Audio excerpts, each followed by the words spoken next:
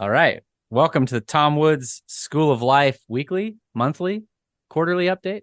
No one knows. This is your community director, Kevin Dolan, joined here by facilitators Barbara Williams, Jeremy Evans, and our new friend Brian O'Leary. Not really our new friend, but our new facilitator friend, who's taken over for David Moore, as David has been exploring some other pastures, and not greener pastures, just different pastures. And so Brian, welcome to the group, and tell us just a little bit about well, I guess tell us about how we found you. Like, what were you doing before this opportunity, and what was your experience like in the School of Life? Well, I was just one of the members, just signed up at the very beginning and eventually became part of one of Jeremy's groups, and then another one of Jeremy's groups, then one of Barbara's groups, then another one of her groups, and then another one of Barbara's groups. Brian's a hopper, a group hopper. I didn't even really want to be a group hopper. I like my people, and we get to know each other, but that's totally fine. And I think Barbara or Jeremy was not able to do one of the calls. I said, well, just keep me in mind if you need somebody to help facilitate these things, because my thing was, I just want to know more stories. I want to know what people are doing, what people are up to. Right, because you're running a podcast, and and you've interviewed like 30 or some people. Yeah, I think over 20. I want to say from the school, and that 40 or 50, 60. Yeah, soon. My goal is 100 minimum, but things have come up. But anyway, I was on this podcast as a guest not too long ago. That's right. We were talking about the benefits of perseverance and sticking to it, and that was our last episode for like 2 months. So, yeah. And we'll put that again in a new role. We'll put that interview in the show notes, so that'll give you a nice backstory for Brian right there. Yeah. And what I loved about Brian's story is that he was so proactive about just working the group, finding the interesting people, and it's just been my experience in this group and my exit group that the people that do that, there's just so much value that's serendipitous, and you can't tell somebody like you will find X, but like you're gonna find something. You're gonna find something cool because you're just in a really target rich environment. Yeah. So we want to just jump back into the show with kind of an update on what's been going on in the school since we last talked. I was privileged to attend Tom Woods' Mastermind group in New York City, which was fantastic. We went to great restaurants. We went and saw Tom's favorite play, The Play That Goes Wrong. The Play That Goes Wrong. And he was telling everybody, like, you're gonna laugh, you're gonna like this. And so we're like under all this pressure to thoroughly enjoy this. And a couple of the guys got together, like, we're gonna just deadpan for the first 10 minutes. We're gonna just work so hard, and we're gonna be stone faced to see how he reacts. We actually couldn't hold it together. It ended up being really funny. We had a really good time. So it didn't work, but we had this incredible sort of hot seat experience. Every attendee got to take like an hour and a half, 2 hours to just run through, here are my business challenges. Here's sort of here's what are my assets and my liabilities, and not like, but in broad terms, like here's the good things, here's the bad things, and what should I do next? And what was fascinating about that to me was just that, honestly, like, if you had told me that this was going to be a room that people were going to pay, $20,000 to be in, I'd be like, well, that's definitely for like a different kind of person than me. And like, honestly, when I got in there, I was like, oh yeah, I'm not positioned to take that kind of advantage of this group, but the people who were there were. And I watched as like they actually found stuff that was worth $20,000 to them, like, easily. And it was remarkable. So Marlon Jensen was there, who's crotchety and loud and fun, and that was a crazy experience to hear his takes on marketing and just like what these guys could do to blow up their businesses. And basically just an incredibly impressive group of guys. And we, Tom loves his magic shows. We got to go see a magic show, which was great. Just a really fun time. So that was my most recent sort of experience with the school. And I feel really good about, like, if I meet somebody who's like in that class of like problems where they've kind of got, $50,000 problems, $100,000 problems. Some people have those. If I'm talking to anybody who's remotely in that tier, I'm like, well, you should be in this room, because it's just there's answers. And we had an accountant in the room. We had a guy who does commercial real estate. We had a guy who does bits and bobs. Like, he basically was like, oh yeah, I just found the businesses that look the most profitable, and I just levered up and bought a bunch of them, and now I'm a bazillionaire. And it was fascinating to hear him talk, because he was just like so comfortable with the risk involved and with the work involved. And he was just like this absolute self-assurance that I found just incredibly enviable. It's like, man, I want to, and it's funny because like a couple of us were like, man, I want to be just like that guy. But it was just a really, really, really cool experience. So that was mine. And who had the story about the video game? Whose group is that? That is Jeremy. Yeah. Tell us about the video game. Group? Okay. I guess, but how does that relate? And I'm just switching. We're going through the news. Okay. Yeah. Yes. Well, we all have to go out and buy Wreck the Fed. I'm getting ready. I'm so used to doing this in the context of my groups. I'm ready to post a link. I'm not going to post a link. I guess the link will be in the description. Wreck the Fed is a story of one man who wakes up. Tom Woods wakes up, he gets out of his bed, he says, I am sick and tired of inflation. I am going to fight inflation the only way that I know how, which is with a fully automatic rifle. And Tom single-handedly destroys all the currency. It is in fact a family-friendly game. It's PG whatever, right? And of course, when Tom's special meter fills all the way to the top, this could be a misrepresentation. I did buy the game, but I haven't played it yet. I assume he has a special meter, and I assume that when it fills all the way to the top, he launches the flaming 3x5 card of Allowable Opinion. And the reality is, this is not merely Tom on this crusade to destroy the rampant inflation, but Ron Paul, Murray Rothbard, Dave Smith, Michael Malice. Who else am I? I'm seeing a Ron Paul revolution special power. It literally revolves. Right. They all have some punny little thing going on. Everyone. Oh, good. Michael Malice uses the power of sheath underwear. Something to that effect. Right? Something about sheath underwear. I don't know how that helps you destroy animate dollar bills that are trying to dismember you, but there's some Lincoln pennies holding revolvers, and the Lincoln pennies are trying to kill you, and you're killing the Lincoln pennies. It's oh, I can't wait to play this. Yeah. So yeah, it's great. And Jonathan, we'll blur you out. We'll blur out the name as it leaves my lips, Jonathan, if we're not allowed to use your name. But Jonathan is developing a new game, and when he first approached my group, he said, yeah, I've already finished this game. It's just a cute little thing. A couple of people have played it. They liked it or whatever. I had to bully him to raise the price to $1. I straight up bullying. I called his mother. I said, you have to raise the price to $1. You actually have to make money doing this. We're working on promoting this a little bit more, because I think it's just for $1, it's a cute activity. It's great. For half an hour of your time. I think every libertarian is amused by the very premise, and why not give it a spin, right?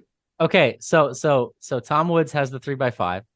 Michael Malice has the Spite Fund.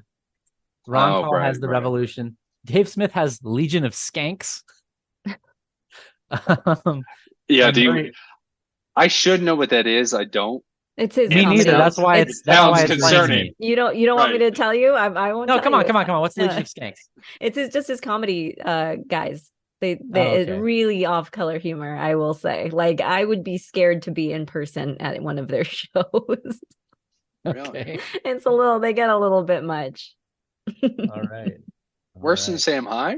Like how does this relate in terms of They writing they have comedy? people come up on stage. They do like the Skank Fest here in Vegas, and they have people come on stage and do like show things or let someone reach in. Like they just did some weird, yeah. It's like, I mean, it's all for like ha, but it's like a bit much. Like I don't know Reach in? What does that mean? Yeah, what does that mean? Explain to us in I- detail what reaching in means. like I mean, I have no I don't.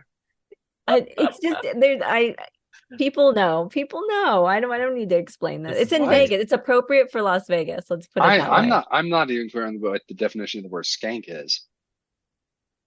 Yeah. Yeah. Right? Are these male skanks? No, yeah, that's. I mean, Is it about promiscuity? Is that what the skank means? the Dave Smith fans are just screaming right now. They're so mad that we Alright. don't know what this is. I know I a don't lot. know. That's I don't know good. more than what I just told you. I haven't been to one of these shows. I I want just you to saw a engage trailer. angrily. If you're a Dave Smith fan, I want you to engage Like, angrily. A disreputable or sleazy person. So it's not about promiscuity. And also to dance to reggae music. That's what skanking is. Yeah, I've heard this. Swindle or deceive. Steady pace dance to reggae music. None of this is actually about promiscuity. I'm sorry. I listened to skanks. ska in high school. I know about skanking. Right. Exactly. That's what Yeah. it is. That's what they're talking about. Yeah, skanking pickle. You know about that? Yeah. That sounds extremely I only suspicious. went as ska as like No Doubt. Which is like barely. Yeah. Exactly. Yeah. Yeah, that's my Yeah, point. that counts. Right. All right. Brian is concerned. Yeah. Yeah. Brian doesn't know what he walked into. Oh, but you get to fight with species guns. So that they're like the golden deagle, the golden Uzi, the golden 50 cal, because it's it's sound firearms. Yes, Good. that's right. Good. Sound Anyway, money, sound wreck the Fed. firearms. I mean, Buy I'm it now. sold. Go I'm out and sold. buy. Go It's out for and buy the $1. game. Yes. That's a We'll have compelling the case. link, but I would say the Jonathan is also a member of one of the newest developments within the school of the Twitter circle that Tom recommended over the Yes. weekend as we're recording this. And he's like, I just want some Tom Wood School, have like a circle or something. I don't know how it's going to work, but we need to get the Twitter thing going with the Tom Wood School. He's like, over my dead body, I'm going to call it X. So I had a few spare moments over the weekend and started a list. It's the Tom School of Life, and we'll have links to it for the Twitter if you want to get your name on the list. And we've done that through the chat and the Rocket chat and the forum. And there's also Twitter has communities. So we're building a community within that. So you can kind of post within that, just like you would in Rocket chat or forum, but it's on somebody else's platform. We'll see. We like Tom's forum, but it's just for folks that are on it a lot. And how do we leverage Twitter for our people, whether That's it's business or relationships or whatever. And it's a really good way, I think, to do it, because I'm on Twitter a decent amount, and I usually use it just kind of for what the news is. But anyway, that's one of the easiest ways for a big group of people to like generate value for each I'm other. just amazed nobody came up with that idea. It was like, It's oh, just Twitter. And then Tom's like, we need a circle. Okay, well, here we go. Yeah. Mutual shillage, 100%. I don't feel like I have like the ability to speak authoritatively on a lot of things. I am actually pretty good at Twitter. Mm-hmm. And I think the thing that I have learned, and the thing that other guys who I know who are excellent at Twitter have said, is Twitter is actually just an audition for the group chats. All of the real sort of wheeling and dealing and boosting and amplifying that happens in the group chats. And so if you're sort of a low follower account and you want to get big, what you are really trying to do is attract the attention of somebody who thinks you're cool and calls you up into a group chat, and then you get boosted until you attract the attention of somebody bigger and cooler, and then you get into their group chat. And essentially, if a relatively small group of people, like maybe between a dozen and 50, I guess a group chat can only have 50 on Twitter, can totally hack that.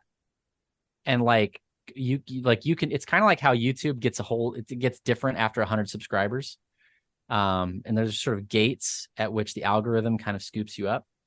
But a relatively small sort of mutual amplification group can really launch good content, especially when you've got this narrow niche that you're sort of in command of.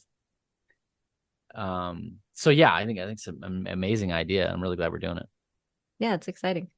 Yeah, and I would say Tom mentioned, I was trying to find his account, but it takes too long. But he mentioned he has about 165,000 followers. I'm like, gosh, that's a lot, way more than me. Yes, it is. Yes, it is. Like exponentially way more than me. But like, we need Tom to have 1 million. So people, Yeah, why not? get your people on board and get Tom to 1 million. That's my call to action for today. That's right. I mean, really, like if rising tide lifts all boats. Yeah, if 10% of the people in this school were to shill basically anything on Twitter, it would almost certainly hit a higher like escape velocity a little bit and move somewhere. So yeah, I really excited to see that happen. And you can use that to boost video stuff. You can use that to boost your blog. You can use it to, there's all kinds of content that Twitter is actually really good for that. Twitter is rough for direct marketing. Like selling things on Twitter is not easy, but broadcasting content and getting people to engage with like interesting ideas, killer for that. So anyway, and kind of in the same vein, we have had a LinkedIn group for a bit. So if you're on LinkedIn and you're in the school, definitely make sure you join that. Smaller impact probably, but it is nice to be connected with everyone there as well. Maybe a bigger impact, Barbara. Maybe. Yeah. Who am I? Smaller group, bigger impact. Maybe, perhaps. We don't know. That's a good point. So yeah, that's another thing. Reach out to your facilitator to get on either of those groups or lists. We won't put that publicly on the YouTube. But Jeremy, what were you going to say? I think Twitter performs best for political stuff. Yes. Right. Yes. Could be, I mean, it was originally a platform for journalists to be able to break news or something in that effect. And I think it's just as accessible for commentary. I think that there's some amusing, controversial stuff that like Wendy's has done, right? I'm not sure if you guys are familiar with this. Amusing, interesting. I'm not convinced that sells hamburgers, right? I don't think it's super great. I mean, if anything, it maybe is closer to B2C than B2B, but outside of politics, I haven't seen it be hugely successful. I've never really seen Twitter advertising be hugely successful, but I do think that people in the political space benefit a lot. Have you guys seen any other industries that? I was thinking like self-development. Yeah, psychological stuff. Yeah. Any of that stuff. Like I said earlier, it was a place where I just started to go to get news. I mean, you get that was in the old days where it was like 80 characters, and then now like it ramped up to whatever more than that, and so you had all those short links. And how about sports? Sports good for sports, Brian? Yeah. On Twitter for sure. And then there's a lot of like we mentioned, maybe not as much for selling things directly, but indirectly getting on people's lists. Different I follow a lot of baseball coaches on there, and who just they'll give away stuff for free. You just get on their list. Maybe occasionally they'll have a book for sale or a email course or a online course or something. And then, like Barbara said, as far as self-development stuff, there's a lot of that stuff, especially now. I think post Elon's acquisition, a lot of the voices have been able to actually speak up a little bit, maybe spread their wings in that area more than they could before. And then as people just learn about the platform, and the platform changes, it's not the same platform it was 15 years ago or whatever, whenever it started. So that's all always developing. And so, we'll see. And I brought this up to one of my groups, or probably a couple of them, Dan Kennedy's book on No BS Guide to Social Media Marketing. Now, Dan Kennedy is a famous guy for not using social media at all. He doesn't even use email. He uses a fax machine. Got to get a hold of him by fax. And and he said, I think in the last part of the book, he says, if I ever tweet or ever see me use Twitter, the world has ended. It's not me. But his co-author in this book says, I was a disciple of Dan Kennedy, and Dan Kennedy is a direct marketing guru, mail, TV, radio, all that stuff. And she said, I just followed him and bought his books and learned a bunch of stuff, and I applied it all to social media. So I do Twitter, I do Facebook, I do Instagram, TikTok, this, that, and the other, but I've got a strategy for each one for my businesses. So that's just it's just one piece of the puzzle if you're going to use it. And I think a lot of us here within that follow Tom, Tom likes to use a lot of Twitter, and it's a good way to go as far as that goes. So fun fact, marketing. Yeah. President Barack Obama follows me on Twitter. Well, there you go. And I don't know why. That's sweet. Oh. He follows a lot of people, but still, why me? His people follow you. He's probably obviously it's not him, but I remember probably automated. Yeah, but why? It's so weird. Because if you see that, you remark and then you follow him back. Oh, I don't. This is, so. I mean, it's, sick burn.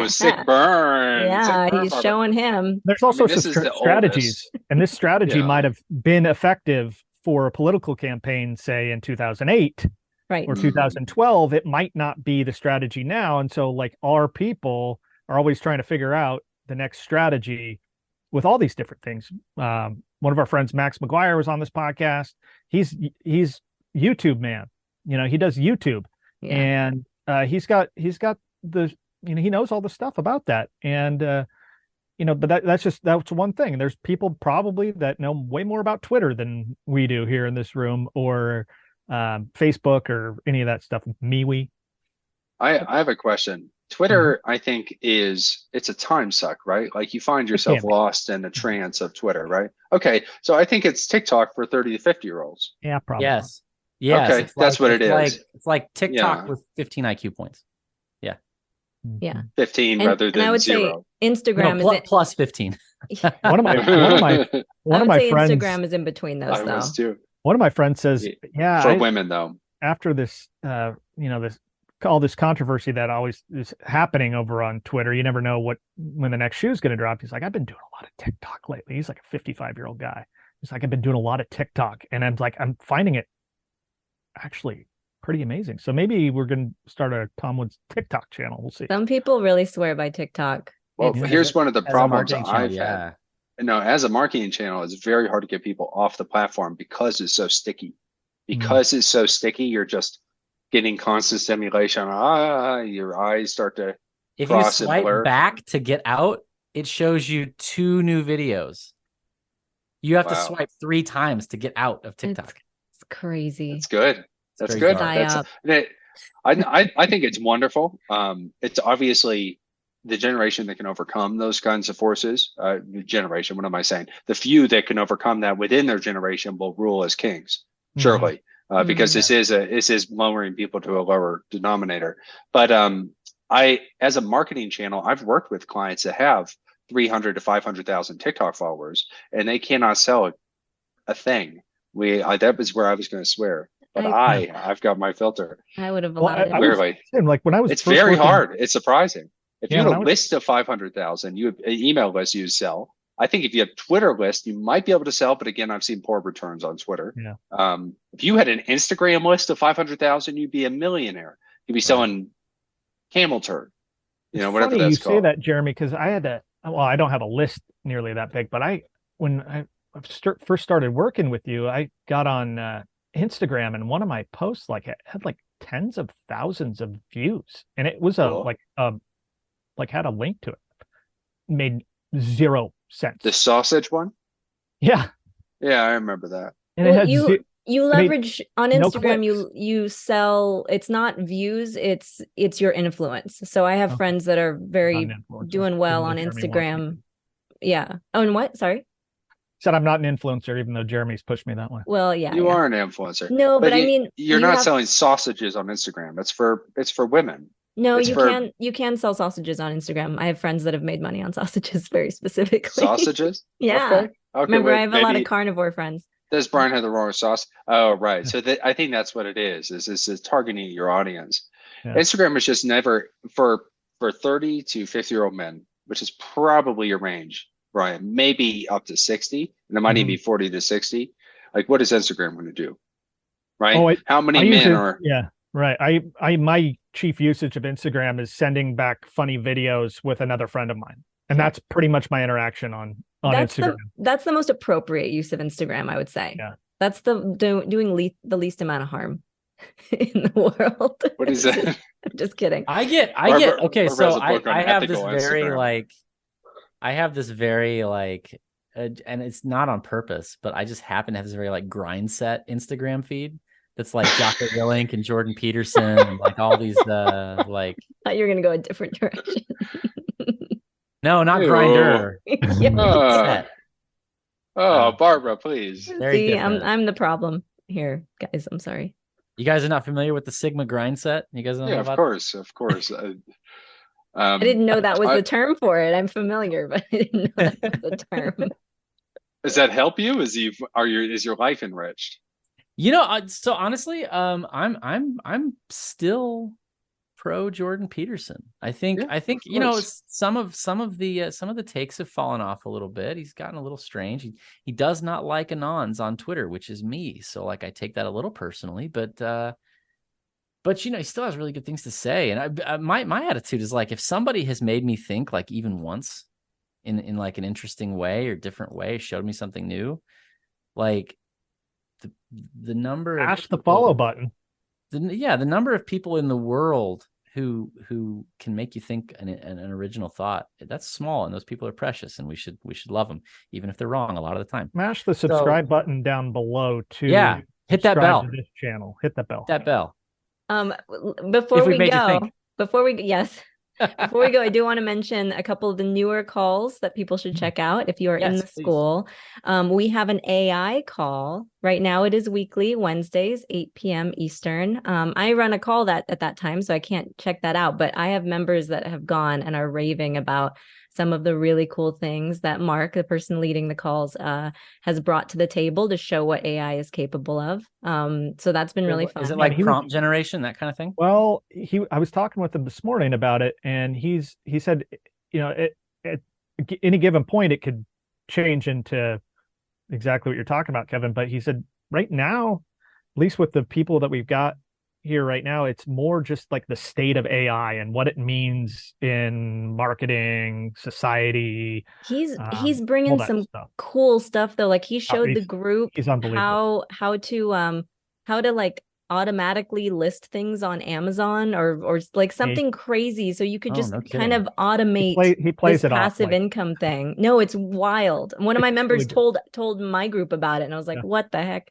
Yeah. So, well, speaking of that, I mean, the selling things on Amazon, the biggest pain is the listing. And so if you can automate that, I mean, you've made it essentially like a Sunday drive in the country to an estate sale. You go find neat books, and then AI does all the work. Like that's incredible. You just pick what you want to sell. Like, I mean, you have to know what to sell, but other than that, it like does everything else for you. You should definitely talk to Mark, Kevin. Yeah, absolutely. He's a cool guy.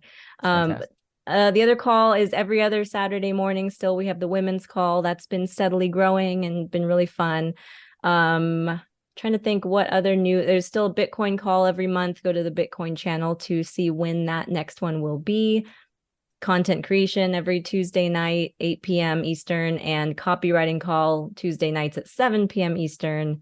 I think Rafe is still doing a sales call, right? Yep. That's Tuesday afternoons at 4 p.m. Eastern. Yep. So it's a Go to the lot of sales stuff call. going on. And the A fitness lot. call. And the tech calls on Thursdays and Fridays, go to the tech channel for that one. I think that's probably. So just go look at the calendar on the site. I mean, it's tons and tons of stuff. And I'm glad that you brought that up, Barbara, because I'm constantly confronted with people being like, "Oh, I had no idea we were doing that," and there's so much. So, yeah, check it out. Talk to your facilitator if you're like, "Wait, what?" Just talk to one of us, and we'll point you in the right direction. Yeah. You guys, remember, you guys get a one-on-one. It's really easy to set up. Just jump on the Rocket Chat and ask, and you can get kind of a guided tour of what's going on in the group. Yeah. All right, gang. This is great. Really good to talk to you guys, and we will see you hopefully next week. Cool. See you then.